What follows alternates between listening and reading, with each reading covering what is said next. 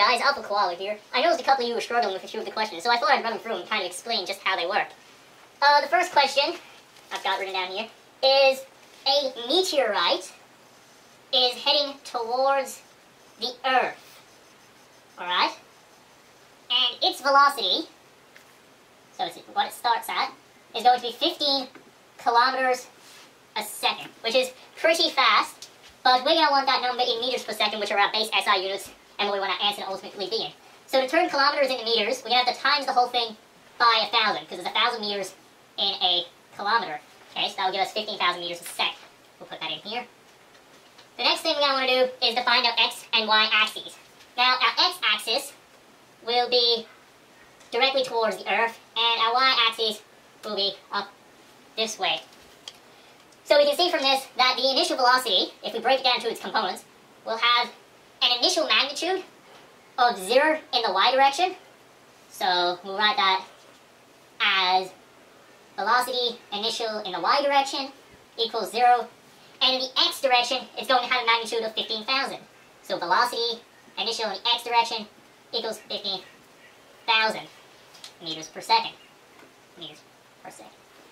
Okay, so we know that, given the question, the International Space Team has glued a giant rocket onto the meteorite.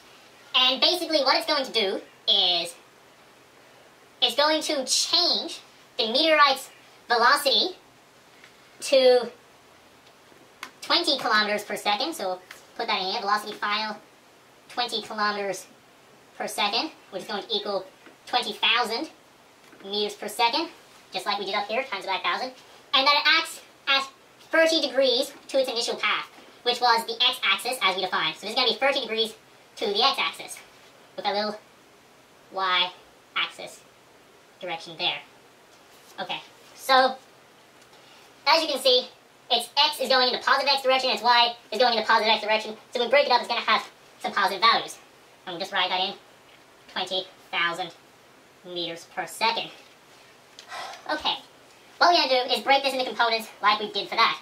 So the velocity final in the x direction, I'll go the y direction just to be consistent, equals 20,000, which is the hypotenuse, times by sine 30 degrees. And the reason it equals that is sine theta equals hypotenuse,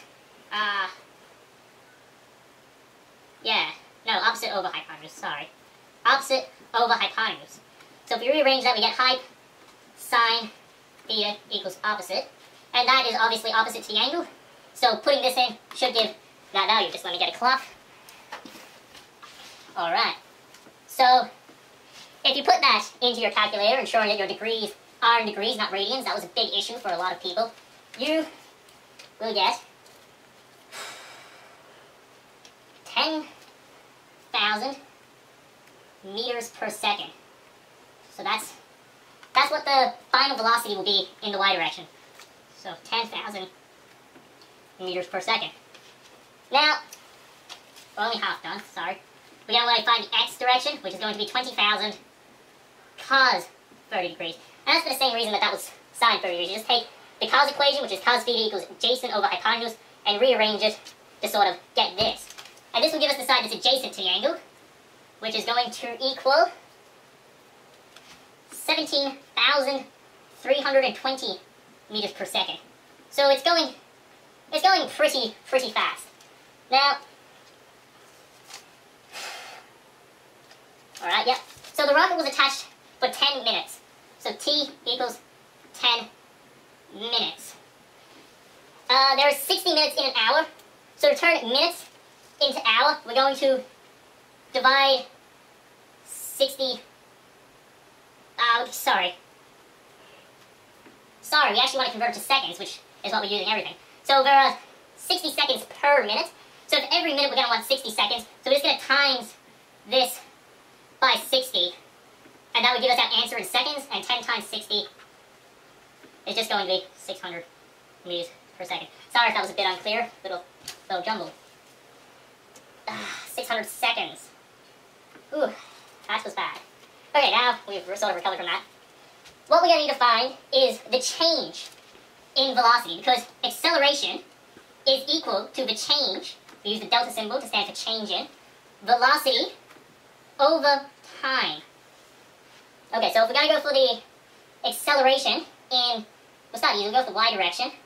Change in velocity will equal its final velocity, which was 10,000.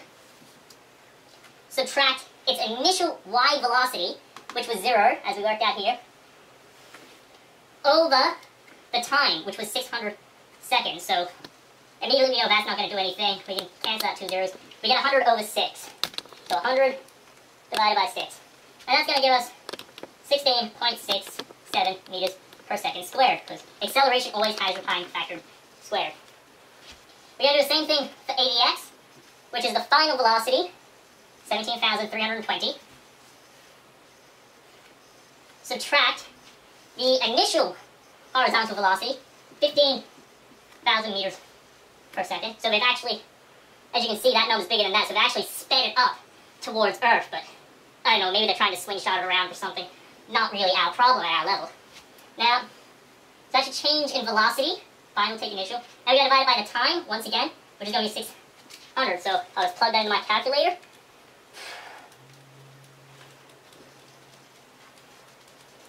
And that will give us 3.867 meters per second squared. I haven't been really focusing too much on carrying my decimals through because I'm just kind of trying to show everyone a conceptual idea of how to do the question. Okay, so that's our acceleration in each direction. So if we wanted to write that, we'll just come down here a bit. Our acceleration will equal 3.9 in the x direction. We always put the x first when we give coordinates. And 617 in the y direction. So that should be our answer. And